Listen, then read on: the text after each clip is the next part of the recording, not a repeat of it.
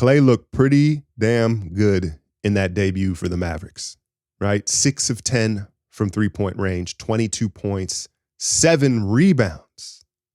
Now, this time of the year, a lot of people are going through a honeymoon phase. Warriors are going through a honeymoon phase with Buddy Hield right now, and Dallas, I think, is going to experience that as well. And look, I feel like I'm damned if I do and I'm damned if I don't when it comes to talking about Klay, because I hear people say, hey, don't worry about Klay. He's moved on. You need to move on, right? And then there's others like, don't forget about Klay. You know, let's tap in on Klay. So I'm going to tap in on Klay because that's what I want to do, right? But what I saw from Klay last night is I think he has officially accepted his old head era. And I mean that in a good way. I mean that in a good way. He's not trying to move like he did post-injury, where it's like, watch this. I can do this. I can take this. He's kind of, it seems like he's more of accepted, like, hey, I'm an older player. I'm just going to stick to the fundamentals and get to my shot. And I think that that's going to make him far more efficient. But you look at the threes and the shots that he got from a standstill, right? Catch and shoot, was already on balance before the ball got to his hands. And in that Mavericks offense, that's what that's going to generate. That's the reality of it. You heard him talking about it last night. The Warriors system, is coming off pin downs and all this movement offense. As an older player with a ton of injuries, that's going to lead to being less efficient. Whereas you see Buddy Hield in his prime, right? It's like it's perfect for him right now. And at a time, it was perfect for Klay. And so, yeah, man, I think that the 7 rebounds, I think, may be a honeymoon phase. We'll see. That's what I'm more curious about. I know if Klay gets the shots that he was getting last night, he's going to shoot 40%. He's going to hit 5, 6 threes all the time, right? As long as he doesn't get out of pocket, he understands, like, it ain't got to be flashy. It ain't got to look pretty, but it's got to be efficient. That's what he's going to do. I'm curious to see how his floor game sustains moving forward, right? Is he going to continue to give a full effort defensively? Is he going to continue to hit the glass? Or is that kind of a honeymoon phase right now? But I think it's dope. I think it's dope for Klay to get off to this good start.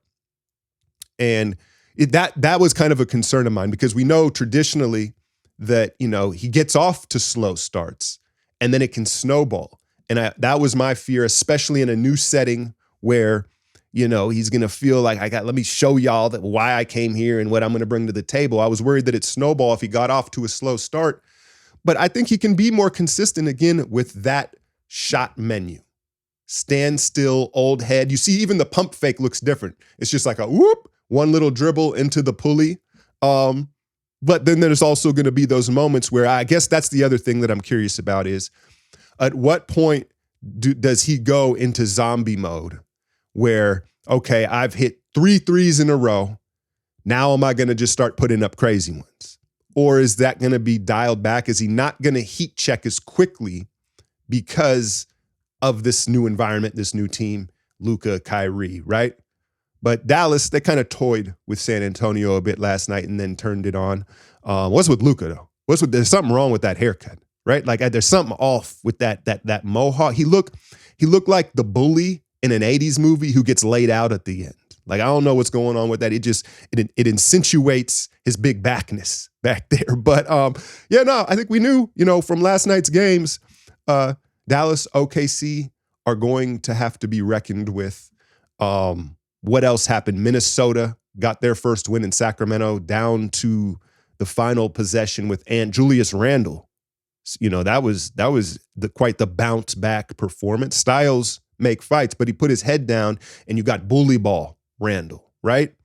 But yeah, I didn't like the decision by Mike Brown. I guess he has a new defensive coordinator on his bench, but it's a tie game.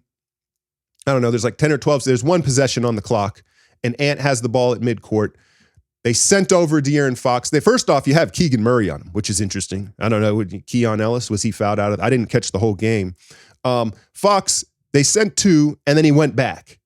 And then he just turned the corner and got to the line on Keegan Murray. I thought you had to just send 2 at Ant and make somebody else take the shot. I didn't like the way they played that defensively. But yeah, check out, I just did a video on Gen Z bigs. These new bigs are coming. Paolo Banchero, Chet was extremely impressive last night. And then, of course, all eyes are going to be on Wemby. So check my thoughts on that one. Warriors, Utah tonight, game 2. They said Steph is questionable. Draymond is questionable. I don't know. Is that what we're doing this year? Are we going to rest some of these guys? I know there's penalties, right? That the NBA has frowned upon that with the 65-game rule. I'm not so sure Steph or Draymond or Steve care about those penalties with the awards. Maybe they do. But I wasn't expecting that. I wasn't expecting rests in game 2. Maybe they're just doing their due diligence on the injury report. But Warriors, Utah, breakdown of that tomorrow. Hit that like, share, and subscribe. I'm out, y'all.